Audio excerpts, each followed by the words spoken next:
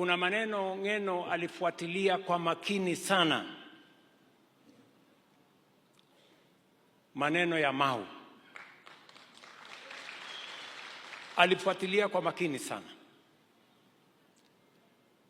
Mimi wakati nilikuwa Narok hapa nilisema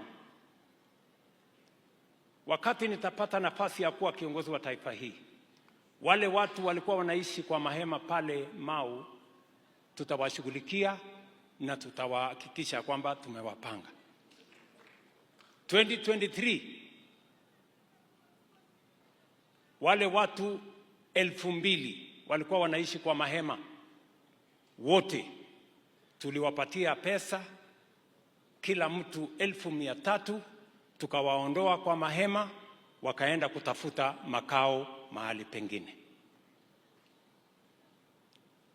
Mimi najua baadaye hawa viongozi wa Narok, Gavana Ntutu, CS Soipan, Ng'eno, wakarudi kwangu wakaniambia hata ingawaje wale walikuwa wanaishi kwa mahema tumewashughulikia, kuna wengine pia ambao hawakukuwa kwa mahema lakini pia walikuwa wamefurushwa.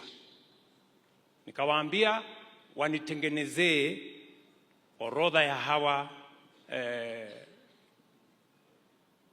watu ambao waliathirika kwa njia hiyo.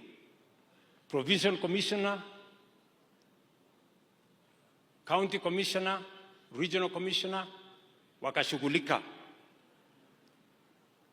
Kabla ya mwisho wa mwaka uliopita nikapatiwa list ya watu 12,000 ambao wanahitaji kushughulikiwa tena. Mimi nataka niwaambie watu wa hapa Narok, hawa watu 12,000 tutaweka pesa yao kwa budget hii. Mwezi wa 7, 8 tutakuja tuwashughulikie, kila mtu aende atafute mahali pa kuishi.